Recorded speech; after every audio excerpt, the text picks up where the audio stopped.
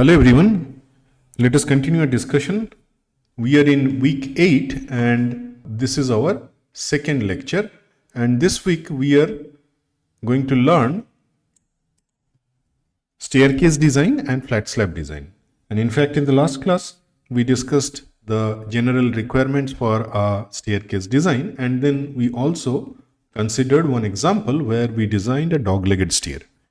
So let us continue today. And now let us consider one more example. We have a open well staircase, as you can see here, and the dimension of the staircase is given 6.25 meter long and 3.75 meter wide. So you can see the overall dimensions. It is a public building. As you can see, the story height is 3.6 meter. And we have an access point of the stair. So at the ground floor level, the access from this side and from this side. So there is a opening here. So this opening, it's a door. So we can draw a door sign here.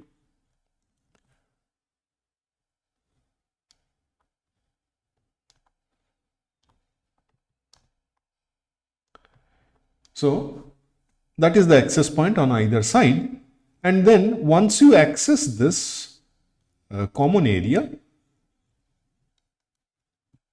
it is 1.25, although this information is not required for our design, but this is for the overall architecture.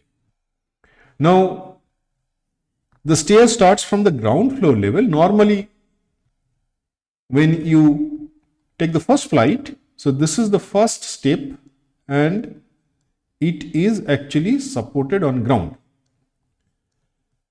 So we have the first flight here, then second flight, you can see the open well here, and then the third flight is here. And after the third flight, we have first floor level, and as you can see, first floor level, there is a beam here, so that supports the stair slab at the first floor level. So you can see the support conditions. So the stair slab longitudinally spanning along these directions, and it is given that the hall has a 300 millimeter thick wall. So here we have 300 millimeter, and here also you see 300 millimeter thick wall. And then for the first flight, we have the support here. So the center line of the support is here. For the third flight, that changes. We have the support somewhere here. That is the center line. Now, obviously that will change the length of the span, and that we'll see how to consider the effective length. Let us first go for the geometric design. So width of the stair we have to calculate. For that, we assume that the stair width is 1.275 meter. We could go for 1.5 meter also, but let us for the time being consider the width of the stair is 1.275, as you can see here. Then the available space at the center will be what? It is 3.75, that is the total width, minus we have flight 1 and flight 3. So 1.275 times 2. So effectively we have 1.2 that you can see here. So that means this stair will have a width of 1.2 meter. Now we have to design the trade and rise. So we assume R is equal to 150 millimeter. Then height of the building we know 3.6 meter. So we can find out the number of rises. In this case it is 24. So it is 3.6 times 1000 by 150. That will give us total number of rises.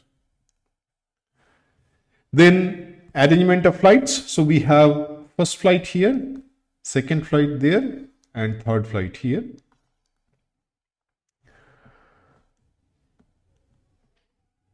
So now, since it is a public building, so we have 12 risers in one flight, as you can see. And with that, if we go for a dog-legged stair, so for 24 flights, we can distribute it into 12 each, but in this case, we go for a 3-flight stairs. So for that, what we do, we will have first flight and third flight having equal number of steps, and then intermediate flight will have some additional number of steps. Now, for that we consider trade to be 300, and the number of trade for 1.2 is 1.2 meter by 0.3, so it is 4. So we have 4 steps in the middle flight.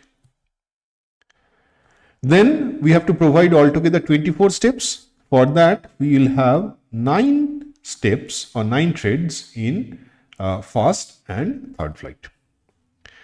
Then let us first quickly look at the geometry. As I told you, for the ground floor level, we will have the support line somewhere here, because the first step is supported on the ground. We don't need a beam there. But when we go to the first floor level, as you can see here, we have a beam. So this is the center line of the beam.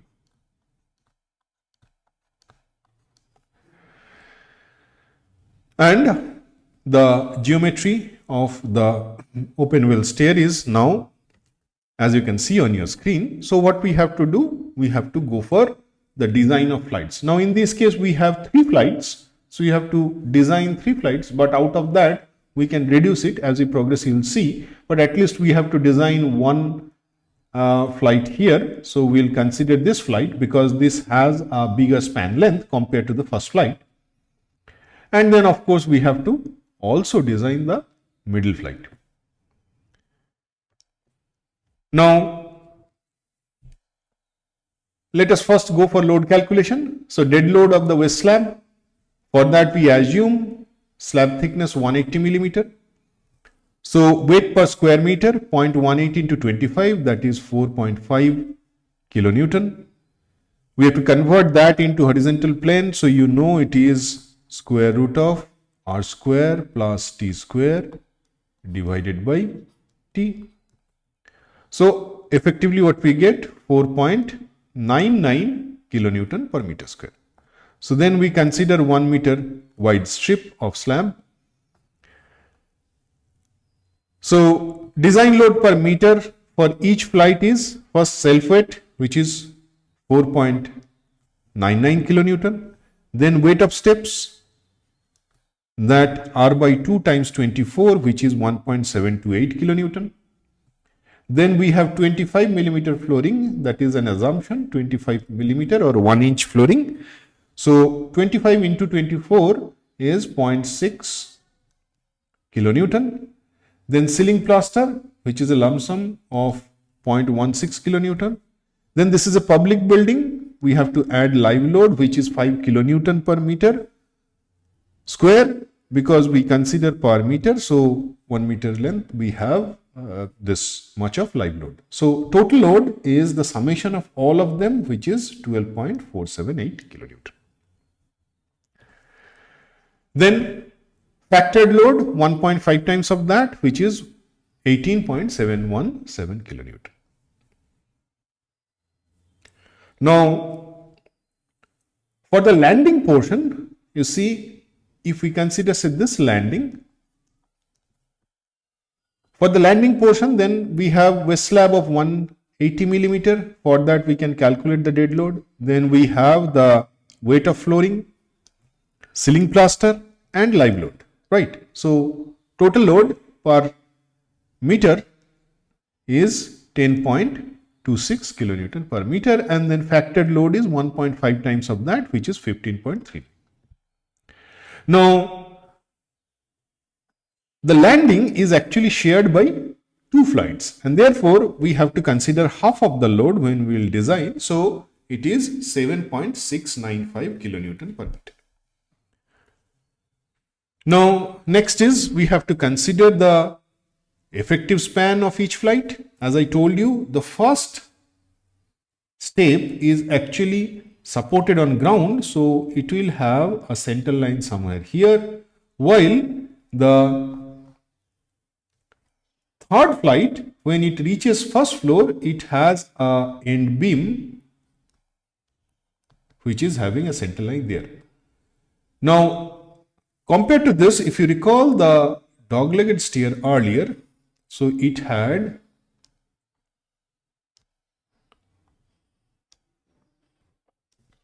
a common access point. So at the half landing, the support was at the end of the half landing. So it's here.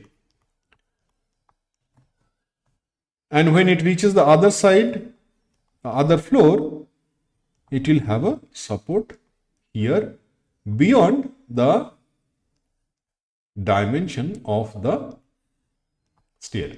But here in this case, we have this passage here, and it is part of the, at the first floor level, it is part of the roof slab. So we have a beam here to support this slab number 3. So what we do, we calculate effective span length for AB. So AB is here. For AB, it is 300 by 2, it is somewhere here, plus 1.275.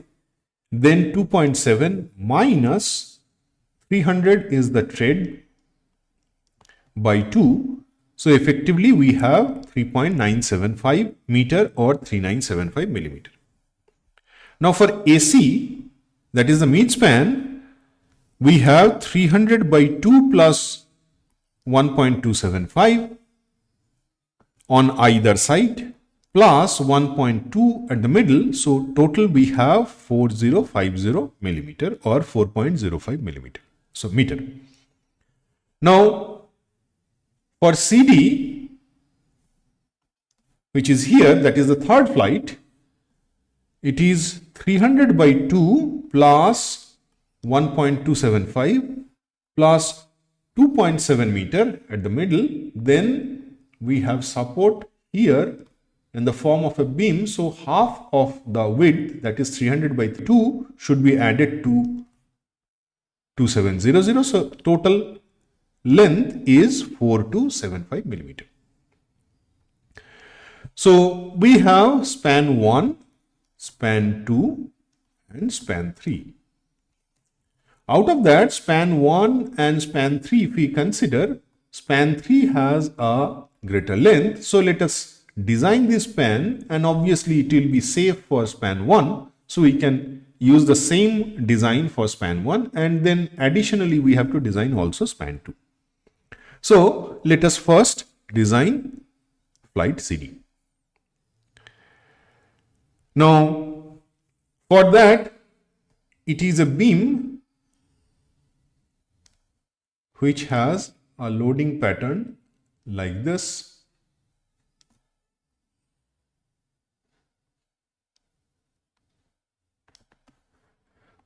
We have reactions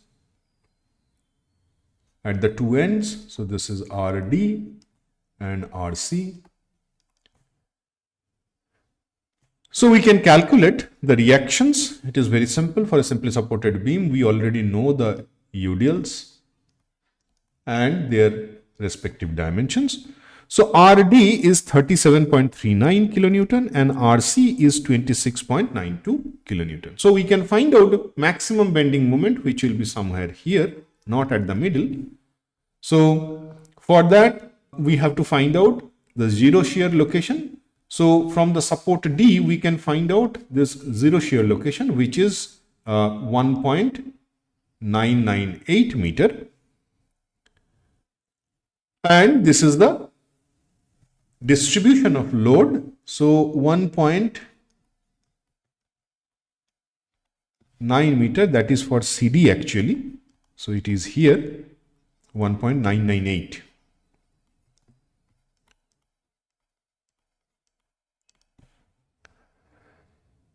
Okay. Now we can calculate maximum bending moment. The maximum bending moment will be 37.35 into 10 to the 6 Newton millimeter. The moment we find out maximum bending moment, we can calculate the effective depth, small d, which in this case is 116.32 millimeter. So the overall depth we can calculate with 12 millimeter diameter main bar. So capital D is 142.32. So we have already provided 150. So that is okay. Now we can calculate effective depth, small d, which is 150 minus clear cover minus half the diameter of the bar. So it is 124, which is adequate.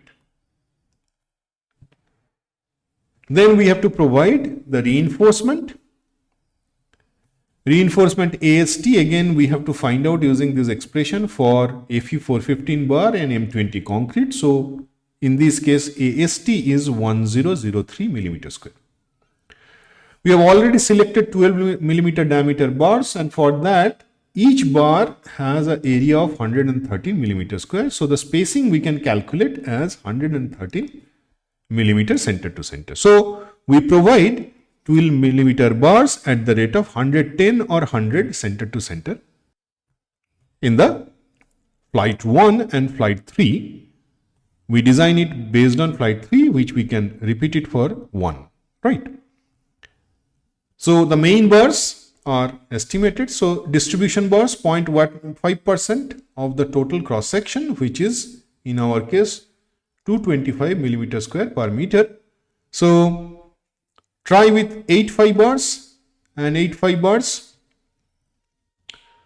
Spacing will be 222.22 millimeter. So we provide 220 millimeter. Sometimes we also provide 200 millimeter because that is more easier for constructions. It is roughly 4 inch.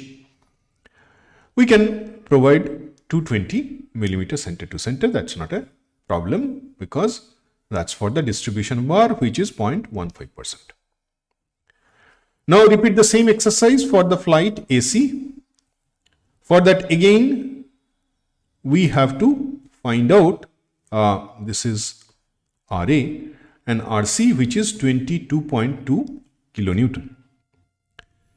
Then for that again, it is symmetric loading for a symmetric beam. So we have maximum bending moment at the center, and this is 26.73 into 10 to the 6 kilonewton millimeter. So next what we can do, we can find out the depth of slab. In this case it is 124, which is for a more value of bending moment for the main span. So this should be adequate. So let us find out AST. AST in our case is 674 millimeter square. So again we provide 12 millimeter diameter bar. Each bar is having area of 113 millimeter square.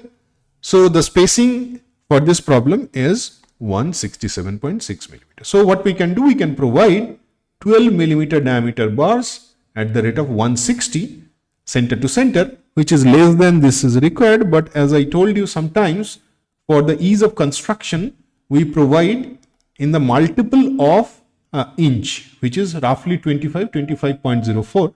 So it is better to provide 150 millimeter center to center for the ease of construction, but let us provide 160 millimeter center to center. Then again for this problem, let us provide same distribution reinforcement. So 8 millimeter diameter bars with 220 center to center.